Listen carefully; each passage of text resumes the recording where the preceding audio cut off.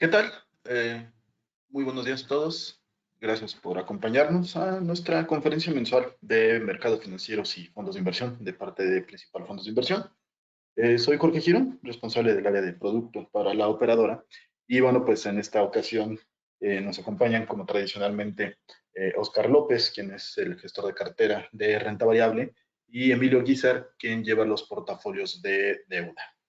A lo largo de los siguientes 45 minutos estaremos viendo el entorno económico de mercados de estos dos clases de activos y un poco hacia dónde va la estrategia de principal en el corto plazo. Les recuerdo también que a lo largo de la sesión nos pueden hacer llegar todas las preguntas que tengan a través de la plataforma del webinar en la sección de preguntas, o si están en un dispositivo móvil en el signo de interrogación, nos lo pueden escribir y con muchísimo gusto la estaremos atendiendo en los espacios designados para este propósito. Ya sin más, primero le quiero agradecer a Emilio y a Oscar que nos estén acompañando en esta llamada. Y pues ahora sí, arrancamos con el entorno económico. Oscar, adelante. Perfecto, muchas gracias, Jorge. Bueno, buenos días a todos. Espero se encuentren muy bien. Ya hacía falta una llamada para platicar de qué es lo que estamos viendo, qué es lo que está pasando. Ha sido un año bastante interesante. Yo diría últimos 365 días para recordar en la historia. Pero bueno, sin más por el momento nos arrancamos, porfa, en la primera lámina para ver un poco los rendimientos, cómo se han comportado en diferentes ventanas. En la tabla del lado izquierdo tenemos los diferentes clases de activos que solemos checar, que esto es la renta fija internacional, principalmente los treasuries de Estados Unidos de largo plazo, que están abajo en el año cerca de 11%, y es una tendencia que se ha mantenido en los últimos 12, 6 y 3 meses respectivamente. Vemos la línea verde que más sobresale son los commodities, que ahorita vamos a hablar qué es lo que está pasando en este espectro, pero realmente es lo que es, digamos que los commodities ahorita están siendo la narrativa del mercado. Ahorita vamos a ver, pero ha habido movimientos muy abruptos en diferentes commodities. La renta variable continúa medida por el ACWI, que sería la renta variable global. Sigue, a pesar de la volatilidad, está prácticamente en máximos históricos. Está prácticamente 10% arriba en el año, y los últimos 30 días está 2,5 arriba por ciento. Entonces, se ve entre los commodities y la renta variable versus la renta fija global, pues se ve esta rotación cíclica que hemos mantenido en los portafolios. Ahorita platicaremos más, pero se ve permeada ya en el mercado, ¿no? Entonces, en la gráfica a la derecha podemos ver algunos commodities, algunas materias primas, las más representativas, y si nos vamos hasta la parte derecha, ahí donde dice year to date, prácticamente todas están arriba en el año, y doble dígito muy fuerte. Hay algunas, lo que más sobresale, que ha estado en todas las noticias, es el precio de la madera en Estados Unidos, que ha raleado arriba de 100%. Al mismo tiempo, esto ha pasado en commodities más tradicionales como el maíz, que está igual 100% arriba. El cobre está cerca de 90% arriba. El mineral de hierro igual está en máximos históricos. Entonces estamos viviendo un momento muy interesante en el precio de las materias primas, y esto pues está haciendo la narrativa del momento. El mercado está bastante enfocado en qué es lo que va a pasar con este tema, dado que es un efecto directo a la inflación, y la inflación al alza podría llegar a cambiar, digamos, el tono de política monetaria a nivel global, sobre todo de la Fed. Por lo menos eso es lo, lo que debería de esperarse, dado inflaciones por encima del promedio. Ahorita indagaremos más en eso, pero si nos pasamos a la siguiente lámina para entender qué es lo que está pasando, qué es lo que está llevando a estas materias primas hasta en los niveles en donde están, pues es prácticamente un subproducto de la crisis que vimos el año pasado. Recordar, el año pasado la producción fue la menor. La producción de bienes estuvo en prácticamente detenida por un trimestre, y después estuvo arrancando poco a poco en algunas regiones del mundo. Entonces, digamos que el año pasado los inventarios de las empresas se consumieron y no se pudieron replicar. Eso lleva a nuestra gráfica de la izquierda, en donde vemos el inventario general del 2000 para acá que mantienen las empresas, pues está en mínimos históricos, y esto responde completamente a lo que ya sabemos, ¿no? La producción, o sea, el año pasado, que estaba completamente detenido, no había producción, por lo cual las ventas que sí estaban existiendo, pues eran 100% consumo de inventario, que no estaba siendo repuesto, por así verlo. Entonces los inventarios actualmente continúan estando muy bajos, sobre todo en contexto histórico, y esto responde a varios factores, ¿no? A que a lo largo del tiempo las empresas están más preparadas con estas metodologías de just in time y cuestiones que tienen los niveles de inventario solamente lo que se necesita, entonces nunca hay como un espacio adicional para ese tipo de cuestiones. Entonces en un aprieto de producción tan grande como lo que vimos, pues los inventarios se consumen muy rápido y las empresas, digamos que están en riesgo sus ventas, dado que no tendrían productos, ¿no? Dado eso, la gráfica de la derecha podemos ver las órdenes que están en el backlog, que están pedidas pero no están ejecutadas, por así verlo, están en igual cerca de máximos históricos, y esta foto hace bastante sentido. Aquí lo que podemos intuir es que las empresas globales no están teniendo inventario para vender, por lo cual están poniendo órdenes de compra máximas históricas, y esto pues realmente es un short squeeze, es un apretón de producción que de momento apenas está arrancando. Entonces pues claramente digamos es demasiada demanda, o sea, todo el mundo ahorita está tratando de hacer el restablecer sus niveles de inventario promedio, lo cual implica producción por encima del promedio, porque tienes que crear lo que ya estaba más lo que necesitas, crear lo que se esfumó más lo que necesitas, ¿no? Entonces, en la siguiente lámina, por favor, en la gráfica del lado izquierdo podemos ver el diferencial de órdenes nuevas contra el nivel de inventarios en la gráfica del lado izquierdo. Entonces, prácticamente lo que estamos viendo es el diferencial de qué tanto órdenes las empresas relativas a su inventario. Pues esto es el, digamos que hay demasiada demanda por bienes en el corto plazo, y lo cual está generando la gráfica de la derecha, que es el índice de precios que mide el instituto, el ISM, que se encarga de hacer estas encuestas a las principales empresas globales. Y pues los precios responden, ¿no? Hay mucha demanda por muy poca oferta, que todavía está bastante detenida la producción. Sabemos que el empleo todavía está bajo, todavía no está completamente restablecida las operaciones de las empresas. Sin embargo, las órdenes de compra ya están restablecidas. Entonces eso es lo que está haciendo este apretón de precios fuertísimo, y se está viendo sobre todo en donde se debería de ver, en las materias primas, en los insumos. Entonces, igual, como lo vimos hace un ratito, ¿no? Prácticamente en todas las categorías de materias primas, ya sea metales preciosos, metales base, productos agrícolas, madera, etcétera, estamos viendo que pues prácticamente toda la cadena de producción global se está reactivando, y en términos de demanda está siendo más fuerte que lo que se puede producir en términos de oferta. Entonces, aquí está el por qué la inflación está siendo un tema tan de momento. Mañana sale el dato de inflación de Estados Unidos, en el cual se espera que salga año a año arriba de 3%.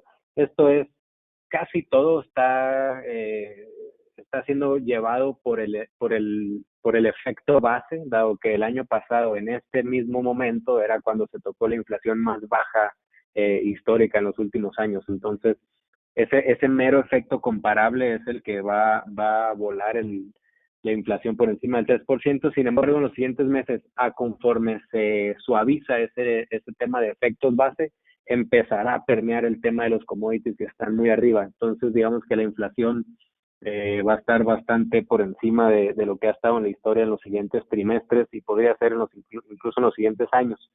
Si nos pasamos a la siguiente lámina para ver un poco de expectativas, la gráfica a la izquierda es muy importante porque refleja realmente lo que está pasando. Si vemos la línea azul fuerte, esos son los break-evens, es decir, la inflación implícita en los bonos de Estados Unidos para los siguientes 10 años. y la línea naranja es igual los break-evens o la inflación implícita para los bonos, pero de corto plazo, de 2 años. Entonces, vemos que en general a lo largo del tiempo la inflación esperada de 10 años es más alta que la inflación esperada de corto plazo. Y esto responde a que normalmente en el largo plazo, digamos, la inflación tiende a normalizarse. Venimos de muchos años donde la inflación ha estado bastante por debajo del potencial o de la meta de los bancos centrales. Entonces, en general, siempre la inflación futura se espera más alta que la actual. Sin embargo, ahorita por primera vez en muchos años, la inflación de corto plazo es la que va a estar por encima de la de 10 años. Se espera 2.8% promedio siguientes 2 años contra 2.5% siguientes 10 años, y esto responde 100% a lo que acabamos de platicar, al efecto base que hace que en el siguiente año la inflación sea muy alta solo porque en el 2020 no hubo, y el tema de los commodities, ¿no? Entonces, aquí lo importante es, ok, y una vez que pase ese efecto base, ¿cómo se ve la inflación futura? Ya un poco más limpia para ver cuál sería la postura de la Reserva Federal de Estados Unidos. Y en ese sentido, las inflaciones esperadas de 5 años, dentro de 5 años, es decir, la inflación de largo plazo realmente está repuntando. Todavía se encuentra muy por debajo de lo que ha estado en periodos anteriores, del 2005 al 2014, cuando el petróleo estaba arriba de $100. Este indicador estaba por ahí de 2.7, incluso llegaba a tocar 3% la inflación de 5 años, dentro de 5 años. Y ahorita está en los máximos locales, está en la inflación, apunta a que vamos a ver niveles parecidos a lo que se esperaba cuando vimos todo este reflation trade en el 2017 con China y todas esas cuestiones. Entonces, vamos a ver en dónde termina esto, pero va a ser clave para monitorear cuál será la postura de la Fed en cuanto al tema de la liquidez global, ¿no? Entonces, si nos pasamos a la siguiente lámina, esto es lo más importante a recordar. La Fed movió su target o su objetivo de inflación. En vez de decir 2%, ahora lo que dijo es 2% promediado a lo largo del tiempo, ¿no? Como diciendo, importa mucho que en los últimos 10 años la inflación estuvo por debajo del 2%, la inflación core PCE, que es la que ellos ven, por lo cual estoy dispuesto a soportar niveles de inflación más altos del 2 con tal de promediar al 2, ¿no? Entonces, aquí es un ejercicio rápido que pusimos cuál es la inflación que se necesita para llegar a un promedio digamos, un promedio móvil de 6 años para que llegue a un 2%. Pues se necesitan inflaciones muy fuertes en contexto histórico, sostenidas por los siguientes 3 años, cerca de 2,5%. Pero hay que recordar la diferencia entre la inflación headline, la inflación que se ve, CPI normal, que es el precio de consumos de todo tipo, que es muy volátil, trae agrícolas, trae energéticos, y la que la Fed realmente ve, que es la core o que son prácticamente la inflación sin todo el tema de los productos volátiles, ¿no? Entonces, esta inflación normalmente es la que quiere que esté en 2%. En los últimos años ha promediado a 1,5%. Entonces, creemos que en ese sentido la Fed no está en ningún aprieto ni va retrasada con las expectativas de inflación. Lo que pasa es que la inflación medida como el headline, el número más volátil, pues sí va a subir por los commodities, efectos bases y eso, pero la que realmente importa para política monetaria pues está todavía bien anclada, ¿no? Entonces, de momento es un tema muy importante a monitorear, lo estamos viendo muy de cerca porque definitivamente puede ser un cambio de juegos para tanto la renta fija como la renta variable local e internacional, pero por el momento no nos preocupa, a pesar de que vemos que la inflación viene al alza y viene fuerte. Sin embargo, creemos que una parte será transitoria y la otra es que no todo se va a permear en la inflación que realmente importa, que es la core, ¿no? Entonces, habiendo dicho eso, si nos pasamos a la siguiente lámina, por favor, para ver un poco cómo está el crecimiento esperado hacia adelante. Esta foto ya la hemos traído. En la gráfica de la izquierda vemos cómo se ve la inflación esperada perdón, el crecimiento de PIB esperado para este año y el que sigue en las principales regiones. Ahí marcamos en rojo cómo se ve México, en donde para este año se espera aproximadamente un 4.7% de crecimiento de la economía, y el siguiente año, el 2022, estará creciendo, por lo menos con lo que se espera ahorita, muy cercano al 3%. Ya lo hemos platicado, China es de los que más crece y se espera que sea de los que continúe creciendo más. Sin embargo, pues ahí a destacar que los mercados desarrollados como Estados Unidos y Europa principalmente, pues es los que traen el mejor momentum económico en términos de crecimiento. Entonces, en general, la foto es bastante benigna, se ve crecimientos por todos lados. Obviamente venimos de efectos base muy bajos, pero también en la siguiente lámina, por favor. Aquí haciendo un zoom a la economía más importante, que es de Estados Unidos, pues hay dos cosas a destacar.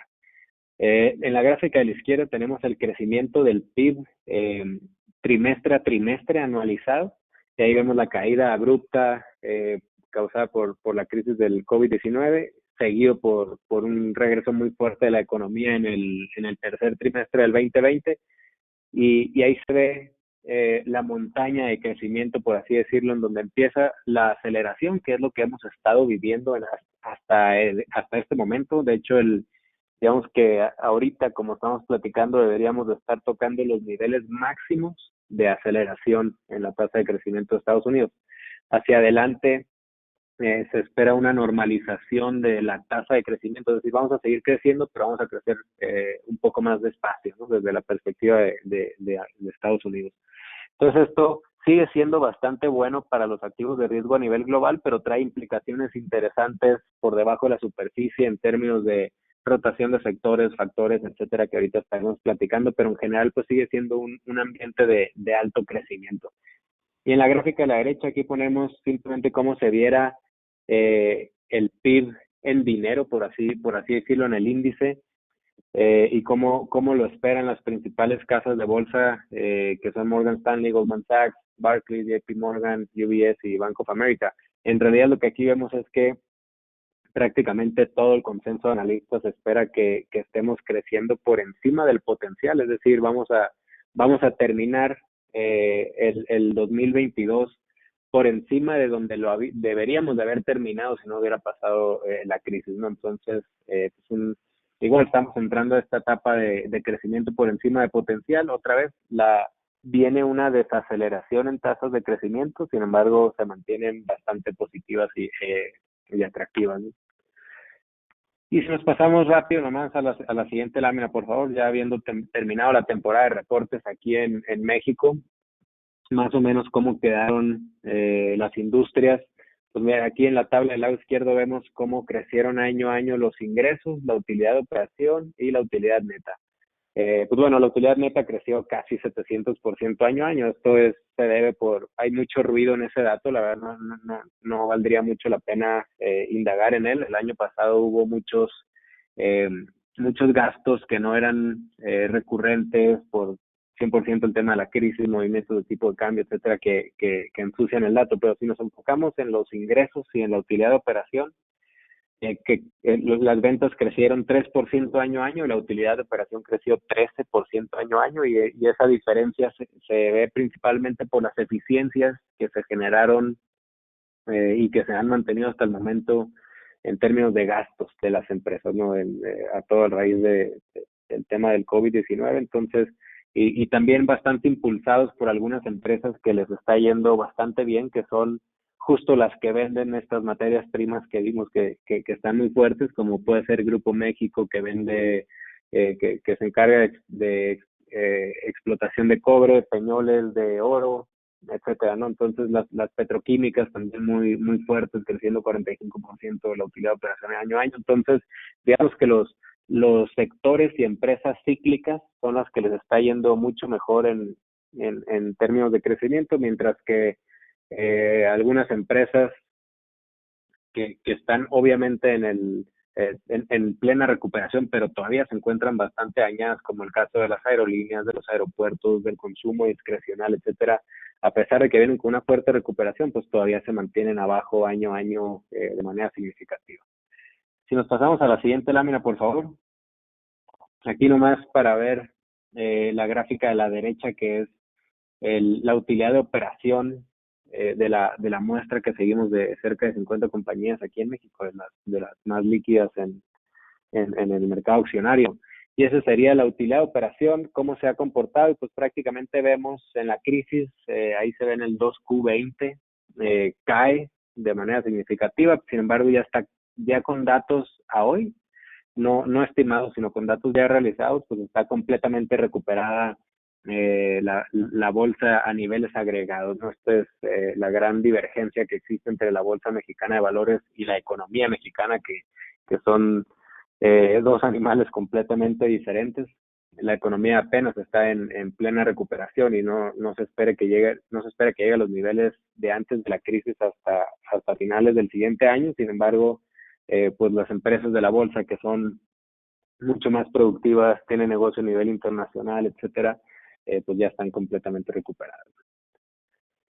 Y por último, en la siguiente lámina, por favor, aquí solamente un tema de coyuntura muy importante aquí en México, que son las elecciones que vamos a tener en un mes. Pues bueno, realmente no hay muchos riesgos que le veamos al tema electoral. Digo, siempre ha estado la narrativa en torno a esto es enfocarnos y ver que no haya cambios de narrativas en torno a impuestos y a temas como el outsourcing y ese tipo de cuestiones que han estado dando vueltas. Sin embargo, como lo estamos interpretando nosotros, estas son unas gráficas de oráculos que traemos de cómo está la composición de las cámaras actualmente y cuál sería la estimación de este grupo dado las coaliciones actuales y lo que se conoce hasta el momento. Y pues la expectativa es, Morena y su coalición pues han estado dominando las cámaras prácticamente desde que se tomó posesión. Se han podido hacer cambios cambios a las leyes de una manera muy sencilla para ese grupo. Y el riesgo de las elecciones pues es que se les limite un poco el poder. Digamos que el escenario base ya está, que Morena domina las cámaras y todo este tipo de cuestiones. Entonces, lo que rompería el status quo no es que dominen más, sino que hay un poco de balance, aunque terminaría siendo muy grande su proporción. Entonces, en términos de riesgos negativos en torno a las elecciones, la verdad es que no vemos muchos.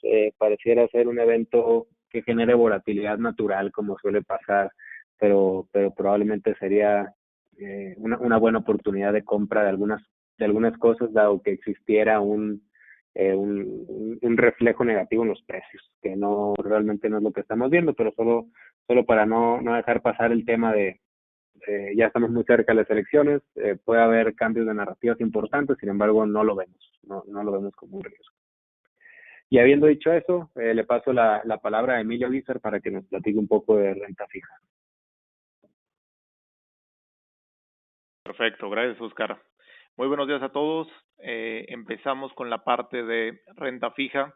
Aquí en el slide número 14 empezamos con las tasas nominales, ¿no? Donde podemos ver en la columna de la derecha, en la tabla, un movimiento mucho más acotado comparado con el movimiento de marzo, ¿no? Donde recordando que ahí hubo movimientos en promedio en toda la curva de 50 puntos base al alza.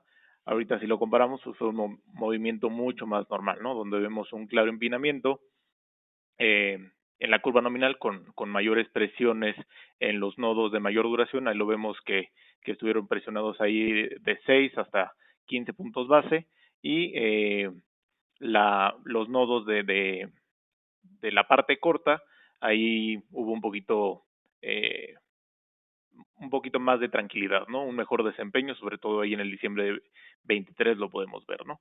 Y del lado derecho, pues vemos ahí las expectativas que mes a mes presenta el Banco de México respecto al movimiento en la tasa de fondeo, ¿no? Donde podemos ver que prácticamente de la encuesta que se presentó en marzo a la que se publicó en abril, pues en la gráfica de arriba pues no hay mayor movimiento, ¿no? O sea, la expectativa es que sí incrementen su tasa gradualmente el Banco de México de una manera ordenada, como también se espera de manera análoga en las tasas de Estados Unidos con la Reserva Federal, que igual creen que pueda subir la tasa hacia 2023. De la misma manera, se espera lo mismo en la tasa de referencia de México, ¿no? Ahí el Banco Central podría mover su tasa a lo mejor un cuarto de punto en 2022, como lo refleja la gráfica, y otro cuarto de punto adicional en 2023, ¿no? Para que finalice en 4.50. Y si lo vemos en las expectativas en la tabla de abajo en cuanto a la media y la mediana, pues es claro, ¿no? Vemos ahí en marzo que se esperaba un 4% para el cierre de 2021, este no se ha movido.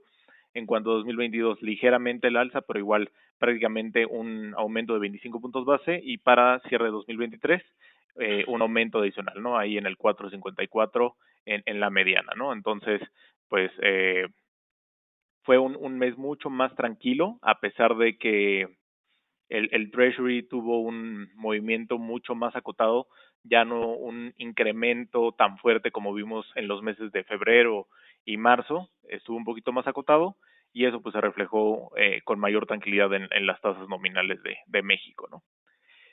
Si pasamos a la siguiente lámina, en el tema igual de tasas nominales, pero de corto plazo, muy corto plazo, los CETES, vemos ahora sí un movimiento mucho más normal, ¿no? Después del movimiento tan abrupto que vimos el mes pasado con incrementos de 60 puntos base ahí en la parte de mayor duración ahí de 2 años, pues un poquito más acotada, ya más relajado.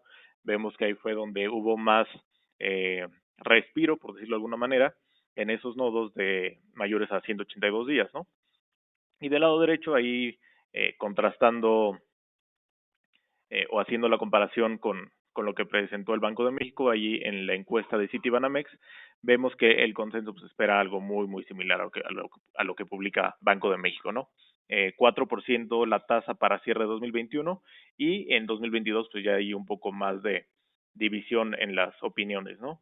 Donde pues hay incluso analistas del mercado que esperan que termine la tasa en 3.50 y unos muy radicales en 5.50, ¿no? Entonces, ahí sí está un poco más dividido, pero vemos que el consenso para lo que resta del año, que se mantenga la tasa en ese 4% y que no haya mayores recortes, justo por el tema de la inflación, que un poquito ya platicó Oscar, que mucho ha venido en gran medida por el tema de los commodities, ¿no? Y eso es no solo inflación global, pues también es inflación del lado local, ¿no? Que también tiene ahí una afectación importante en cómo medimos aquí la inflación, el tema de los commodities y el tema también de los agropecuarios, ¿no?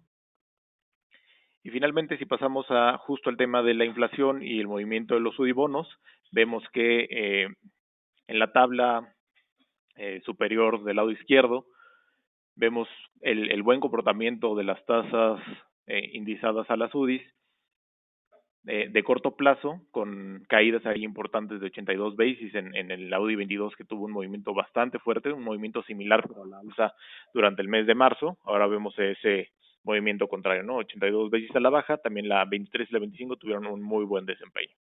Y en cuanto a la parte larga, pues ahí un poco empujado por los movimientos de la tasa nominal, lo cual, pues bueno, se vieron más afectadas y tuvieron un muy mal desempeño. De hecho, aquí si podemos, si lo pueden apreciar, los rendimientos en la columna número 3, los mejores fueron en los sudibonos y los peores también fueron en los sudibonos de larga duración, ¿no? Si lo comparamos contra CETES y contra M-bonos. Y respecto a lo que publicó Banco de México, aquí pues el incremento se puede notar claramente ahí en la columna de la inflación general de marzo contra la de abril, que se esperaba en promedio ahí un 4.17, casi 4.20, contra un 4.58, ¿no? Que ya es un incremento bastante razonable en las expectativas, y lo podemos ver en las gráficas de la derecha, donde ya hay un sesgo bastante marcado de los analistas que mueven sus estimados.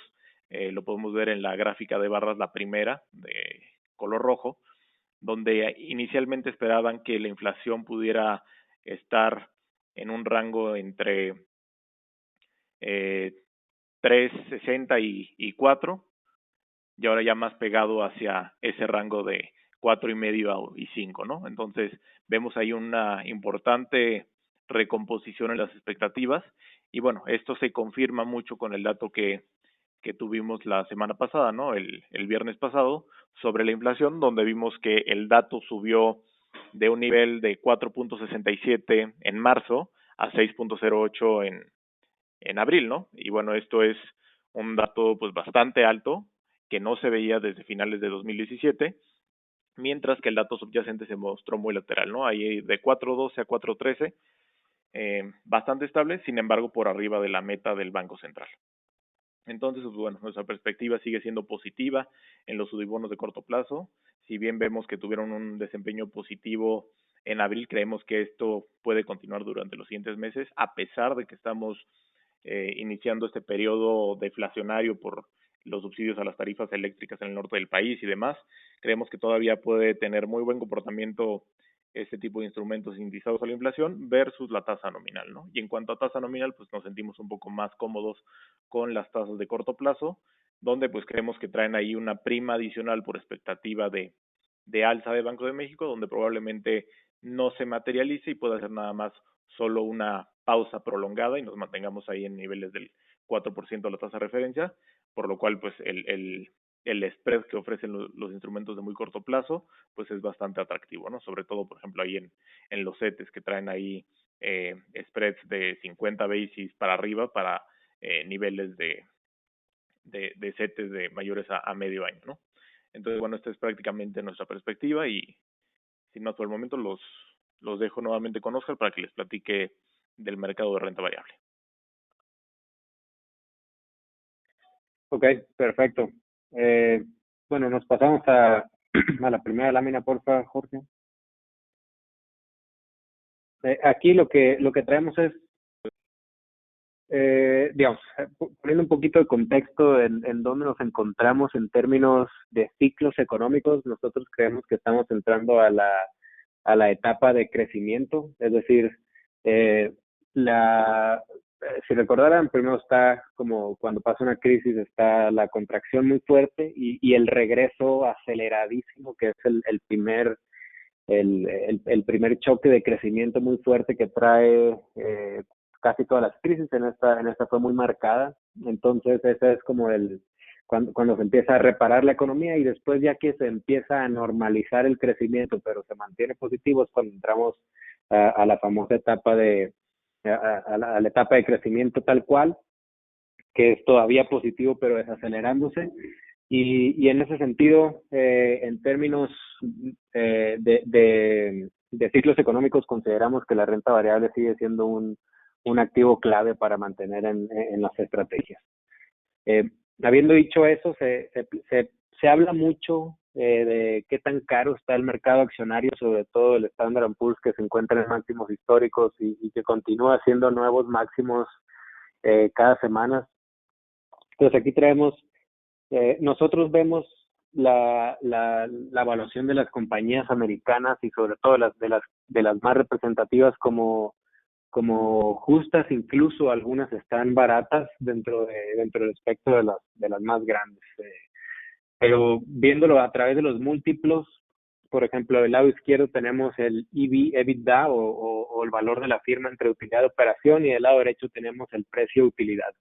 La barra azul claro es la expectativa de va a encontrar estos múltiplos dado el crecimiento que tenemos esperado para estas empresas, y pues realmente es una normalización muy rápida y muy fuerte de los múltiplos de evaluaciones relativas. Entonces, simplemente para traerlo aquí un poco más visual de cómo nosotros, entre otras métricas, no consideramos que el mercado esté precisamente caro ni mucho menos. Máximo yo creo que estaría justo, valuado justo, y digo, al final del día el mercado se mueve por narrativas y por cuestiones que estén pasando en el momento. Sin embargo, en términos específicamente de evaluación, no vemos ninguna burbuja, ni mucho menos este tipo de cuestiones que a veces salen ahí en las noticias, etcétera, ¿no? Entonces, vamos a pasar en una etapa en donde los rendimientos de las acciones venían casi 100% por expansión de múltiplos, y vamos a pasar a que el rendimiento venga por expansión de utilidades y compresión de múltiplos. Entonces, en ese sentido, los rendimientos a esperar obviamente son mucho más normalizados que los que vimos en el último año. Sin embargo, todavía creemos que serán positivos. Entonces, lo que esperamos otra vez es una normalización de los múltiplos en general, esto prácticamente en todo el mundo. Sin embargo, pues aquí tenemos el ejemplo de Estados Unidos, que es el, el más representativo de la bolsa internacional. Y si nos pasamos a la siguiente lámina, esto es un tema que les queremos platicar, que le hemos estado dando vueltas ya por algunos, por un par de años, y es todo este tema de las megatendencias que vemos que vienen hacia adelante. Obviamente, el COVID llegó a exponer muchas de estas megatendencias, incluso a acelerarlas a niveles que no se podían prever hace un par de años. Sin embargo, son 9 megatendencias que digamos que tienen un potencial de ser outperformers en términos de rentabilidad en un periodo más de mediano plazo. No es tan táctico, sino creemos que es una estrategia que estamos recientemente implementando en los portafolios, y creemos que más o menos en una ventana de 2 a 4 años deberíamos de ver frutos significativos en esta estrategia. Y estas megatendencias son, seguro más de alguno ya ha escuchado de estas, es todo el tema de vehículos eléctricos y autónomos, energías renovables, computación en la nube, ciberseguridad, e-commerce, incluso fintech y criptos y blockchains. No es que tengamos cryptocurrencies en nuestros portafolios, sin embargo, son megatendencias que vemos que traen un momentum muy fuerte y que hacia adelante solamente tenderán a mejorar, ¿no? Entonces, y por último, el tema de los deportes en videojuegos o los esports, que son que han hecho que las compañías que se dedican a esto mejoren su rentabilidad de manera significativa, y esto lo vemos ya en los números, ¿no? Entonces, lo que hicimos es armarnos una estrategia óptima, vista como un portafolio satélite, si lo queremos ver así, dentro de la parte de renta variable, en el cual lo mantenemos con una perspectiva de aproximadamente 3 años. Los estamos vigilando muy de cerca, apenas estamos invirtiendo en no sé si habrán notado que en el último mes, todas estas compañías de tecnología que les fue súper bien el año pasado han tenido una caída abrupta, están cerca de entre 15 y 35% abajo muchos de los ETFs más importantes de incluso algunos de estas megatendencias, otros siguen arriba, etcétera. Entonces, quisimos aprovechar esa caída tan fuerte para empezar a tomar posiciones en algunas megatendencias que creemos que otra vez en un periodo de mediano plazo de nuestra estrategia, obviamente. Sin embargo, creemos que sí, en un periodo de 3 años tiene toda la posibilidad de outperformear de manera significativa el espectro de equity global. Entonces, digo, con gusto podemos indagar mucho más en cuanto a este tema, pero eso sería más o menos lo que estamos viendo en el momento. Todavía, otra vez, creemos que el ciclo económico está en plena expansión. Estamos en la etapa de crecimiento en donde activos de riesgo como renta variable específicamente sigue siendo un activo deseado en las estrategias. Creemos que el rendimiento va a ser mucho más normalizado, sin embargo positivo, y las valuaciones que asustan a algunos inversionistas por ver múltiplos altos se van a revertir de manera significativa en este año y el que sigue. Entonces, digamos que está justificado los múltiplos actuales dado el nivel de crecimiento que esperamos. Y sin más, Jorge, si quieres pasamos al Q&A. Sí, muchas gracias, Oscar. Gracias, Emilio. Le recuerdo a todos los asistentes que nos pueden hacer llegar las preguntas a través de la plataforma y las estaremos atendiendo en estos momentos. Y de hecho, Oscar, tengo una que está muy relacionada con esto que decías de las tecnológicas y a lo mejor y cruzarlo con esto de las megatendencias. Nos preguntan, ¿por qué empresas que tuvieron reportes tan buenos como Apple, su acción no repuntó o tuvo un desempeño no correspondiente al reporte? Excelente pregunta, y qué bueno yo casi me voy para atrás cuando vi el reporte de Apple y que unos números, o sea, es una empresa que no sé si han visto esta gráfica que anda muy dando vueltas ahí en las redes sociales financieras, en donde los AirPods venden, simplemente ese producto es ya como una empresa de las Fortune 500. Entonces, en general, esa es una empresa que, en mi opinión, es de las o la mejor empresa listada en el mundo. Entonces, en términos de por qué reportó y no creció y así, lo que estamos viendo ahorita es, otra vez, los mercados se mueven 100% por narrativas y cuestiones coyunturales en general, ¿no? Entonces, ahorita lo que estamos viendo es todo este tema inflacionario muy fuerte, que pone un poco nerviosos a todos aquellos inversionistas en empresas de crecimiento, porque el hecho de que la inflación esté muy fuerte, es de esperarse que las tasas suban, sobre todo las de largo plazo, que son las que controla menos la Fed. Entonces, en ese sentido, lo que el mercado está haciendo es una rotación muy fuerte, saliéndose de todas las empresas tecnológicas y rotando a las empresas tipo value, que son bancos, compañías de energías, aseguradoras y toda esta vieja economía que viene mucho más rezagada en términos de precios, y prácticamente eso es lo que se está viendo actualmente, ¿no? Todo el tema igual todo este squeeze que estamos viendo en las cadenas de suministro globales que está llevando a los commodities es algo que no se va a solucionar en el corto plazo. De hecho, las expectativas es que hasta inicios del tercer trimestre se empieza a ver una normalización, por lo cual podríamos ver precios aún más altos de materias primas, y que esta narrativa de inflación continúe afectando a este tipo de empresas de crecimiento. Entonces, para nosotros es una oportunidad de compra para un inversionista de un poco más de mediano plazo. Sin embargo, pues eso es más o menos lo que está pasando, ¿no? El reporte es súper bueno, no hay nada que nos moleste en los números de Apple, ni mucho menos. Sin embargo, el mercado de momento está premiando otro tipo de narrativas, ¿no? Que va más vinculado al tema de las tasas. Muchas gracias.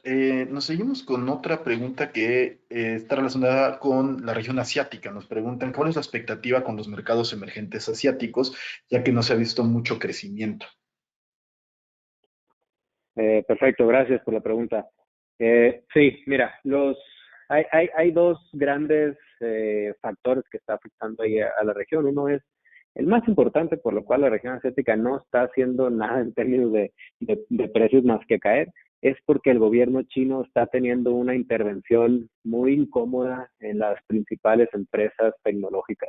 China, y todo Asia emergente tiene un overweight muy grande a tech, están muy expuestos a semiconductores, eh, a, a videojuegos, a super apps y todo este tipo de cuestiones que son, desde el punto de vista del gobierno, son como cuestiones de seguridad nacional. Incluso en el plan de 5 años que salió a finales de febrero, principios de marzo en China, mencionó que el tema de los conductores pasa a ser crítico en seguridad nacional y quieren ser autosustentables en este tipo de empresas, etcétera, ¿no? Entonces, habiendo dicho eso, lo que ha estado pasando recientemente es ciertos headlines muy incómodos desde el punto de vista del inversionista, en donde el gobierno de China se empieza a meter a las compañías a revertir ciertas fusiones y adquisiciones que existieron. Entonces hay una intervención bien incómoda que de momento nubla las buenas expectativas de crecimiento, porque pues pone en riesgo el corporate governance y ese tipo de cuestiones en la región en general. Entonces está siendo afectada 100% por eso, y es algo que no va a solucionarse en el corto plazo. Entonces y es un poco difícil especular al respecto, porque pues quién sabe cómo vaya a actuar el gobierno chino si de repente decide tomar posesión de alguna empresa grande. Digo, hace algunos meses vimos el tema de Jack Ma y Alibaba, que estuvo medio turbio, que le querían quitar a a su compañía de pagos antes, etcétera, ¿no? Entonces, todo ese tipo de cuestiones ahorita no están haciendo más que acelerarse, entonces la región está bastante fuera del radar de los inversionistas, ¿no?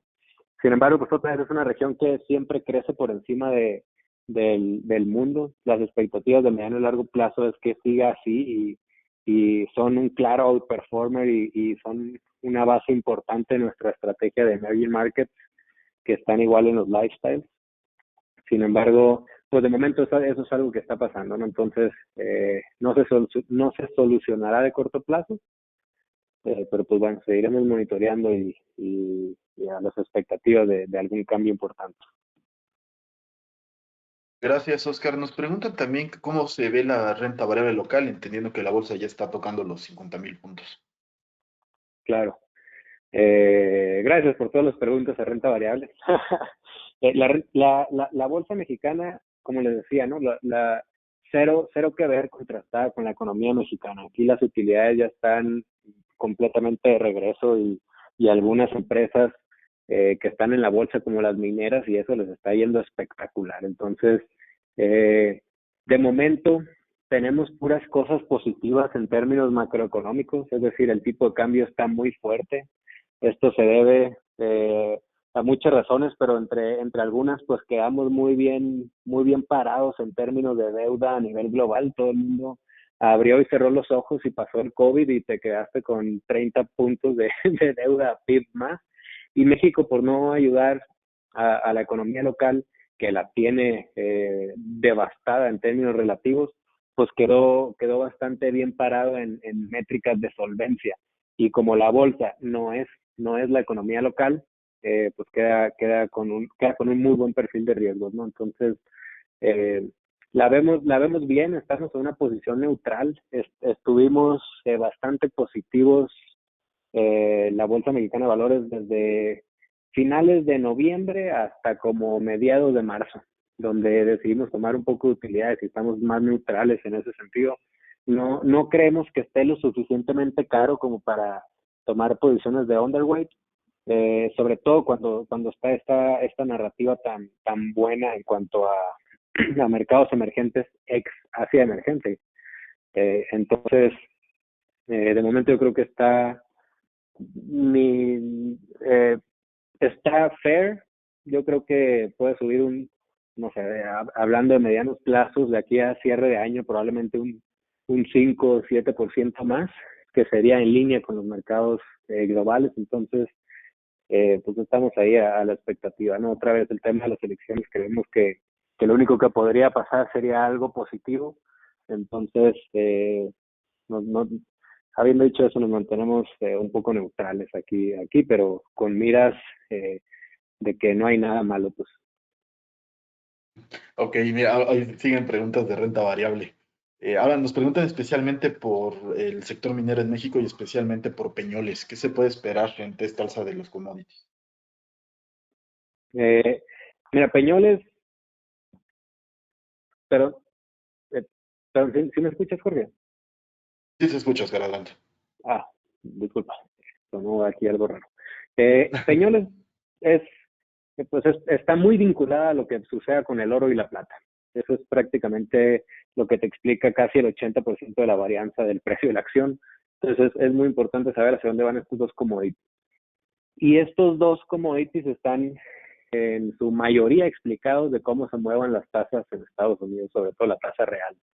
Entonces, de momento, como estamos experimentando cierto tipo de control de curva por parte de la Fed, es decir, como vimos, los break-evens o la inflación implícita está subiendo muy fuerte en los bonos. Sin embargo, la tasa de los bonos nominales no se está moviendo y esto se debe a que el otro componente, que es la tasa real, que es lo que controla un poco más la Fed, está fuerte a la baja contra todas las expectativas. Esto no se esperaba. Entonces, lo que está haciendo es la tasa real baja y el precio de los productos monetarios como el oro y la plata sube. Entonces, de corto plazo creemos que está bastante bien tener exposición al oro y a ese tipo de cuestiones, que Peñoles sería un buen vehículo. Sin embargo, de mediano plazo no creemos que sea el caso. Y la verdad es que Peñoles es, digo, es una minera, una empresa de la vieja economía, si lo queremos ver así, que ha pasado en los últimos años por un periodo de incertidumbre desde el punto de vista del inversionista muy incómodo, en el cual las reservas que se habían mencionado que existían de oro, pues siempre no estuvieron, se hicieron más pequeñas. La pureza con lo que están tratando de extraer los minerales está saliendo un poco menos puro. Entonces, digamos que la calidad de los números de la empresa en ese sentido no son excelentes. Entonces, no sería una recomendación de comprar y aguantar, más bien es, nos da oportunidades tácticas para aprovechar movimientos del oro y la plata y eso que ahorita son muy positivos, pero más o menos esa sería nuestra visión. Muchas gracias, Oscar. Paso con Emilio, tenemos un par de preguntas de deuda. Emilio, por acá nos preguntan cuándo se estima que mejorará la situación de las UDIs de largo plazo. Sí, Jorge, muy buena pregunta. En cuanto al tema de las UDIs largas, nuestra perspectiva en general, como ya lo platicamos, es positivo UDI bonos, ¿no? Nos gustan más los nodos de menor duración, sin embargo, creemos que las UDIs largas pueden tener ahí oportunidades interesantes. Como ya lo mencionó Oscar, creemos que mucho ya está en precio del tema de las elecciones, no creemos que haya una sorpresa muy negativa al respecto, entonces podríamos ya empezar a echarle un ojo, ¿no? En cuanto a temas de break-even, que es uno de los indicadores que nosotros tomamos en cuenta para el tema de la inversión en UDI bonos, que es meramente la inflación implícita que hay entre estos instrumentos y los instrumentos de tasa nominal, vemos que sí están bastante altos. Sin embargo, hay instrumentos que nos llaman la atención. Por ejemplo, el Udibono de 15 años, en cuanto a la evaluación de su break-even, nos gusta bastante. Entonces, sí, estamos pensando eventualmente hacer un movimiento eh, hacia ese tipo de nodos, y el que ahorita pues nos llama la atención puede ser esos nodos entre 10 y 15 años que te ofrecen un rendimiento muy similar a los bonos, bueno, más bien UDIbonos de largo plazo de 30 y 20 años, pero pues con un menor riesgo y mejor valuación en cuanto a su inflación implícita, ¿no? Muchas gracias. Y aquí también otra pregunta y está relacionada con el escenario de las elecciones, ¿no? Dicen, ¿cómo se podría haber impactado el tipo de cambio si el escenario que nos plantearon fuera diferente? Diferente en el sentido de que sea negativo, pues claramente ahorita ha tenido una, bueno, esa es como mi apreciación, ¿no? Ahorita a lo mejor Oscar les puede compartir un poco de su perspectiva. Ahorita pues está apreciándose bastante, ¿no? Vemos que tuvo un mes complicado ahí en marzo, llegó hacia los 21, de ahí ya estuvo un poco más estable en los 20 bajos y ahorita pues ya está apreciándose nuevamente debajo de los 20 pesos por dólar, ¿no? Ahí en la mañana, si no me recuerdo, estaba alrededor de los 19.85, 19.80. Creemos que, bueno, yo creo que en caso de que el escenario sea pues complicado, o sea, que tenga una mayor composición morena y que con esto tenga mayor facilidad de la que ya tiene para pasar las propuestas del Ejecutivo, pues bueno, ahí sí va a haber una depresión del tipo de cambio, ¿no? Que podríamos ver nuevamente esos niveles de 21 pesos por dólar, ¿no? Sin embargo, creemos que sí va a haber volatilidad, como ya lo dijo Oscar, es un tema que siempre va a generar volatilidad, independientemente de, de lo que se espere, o sea, previo al evento siempre va a haber volatilidad, creemos que sí se puede a lo mejor depreciar nuevamente hacia los niveles de los 20 pesos, pero claro, o sea, si hay una mayor recomposición hacia del lado de Morena, pues eso sí podría implicar una depreciación de manera constante, a lo mejor en los siguientes meses del año, ¿no? Pero bueno, esa es mi perspectiva. Ahí, Oscar, no sé si quieres compartir un poco tu view, si tienes algo distinto o quieras complementar algo. No, la verdad, todo de acuerdo. Bien, nos llega una última pregunta ya más específica al corto plazo. Sobre las recientes bajas que tuvieron los fondos Lifestyle, ¿qué podemos esperar en este corto plazo? No sé aquí, Oscar, si me puedes ayudar. Sí, mira, en cuanto una parte de lo que explica esto es el tipo de cambio, ¿no? Nuestro posicionamiento tiene en los lifestyles de manera estratégica. Algo que nos gusta es que tenemos gran exposición en términos de dólares. Entonces, lo que hemos estado viendo es que el tipo de cambio se ha estado apreciando de manera interesante en los últimos, en lo que va del año, ¿no? Prácticamente. Entonces, es uno de los contribuidores al retorno de corto plazo negativo. Es lo tratamos de controlar hasta donde se nos permiten los límites. Sin embargo, estratégicamente es lo que hay que tener, ¿no? Aquí en México no nos vamos a salvar de la muerte de los impuestos y de los dólares, ¿no? Entonces, de corto plazo, pues sí, está lamentablemente haciéndonos un poco de ruido. Sin embargo, de mediano y largo plazo, siempre y cuando mantengamos una cuenta corriente negativa con Estados Unidos, que es lo que se espera por mucho, pues recuperaremos definitivamente esta pequeña volatilidad. Muchas gracias, Oscar. Y bien, con esto llegamos al final de nuestra conferencia mensual. Emilio, Oscar, les agradezco muchísimo el tiempo que nos hayan ayudado con estos comentarios. Muchas gracias. De todos nuestros asistentes, gracias por acompañarnos. Los estaremos esperando el próximo martes 8 de junio para nuestra conferencia del mes de junio con datos al cierre de mayo. Tengan un excelente día y nos ponemos a sus órdenes. Hasta luego.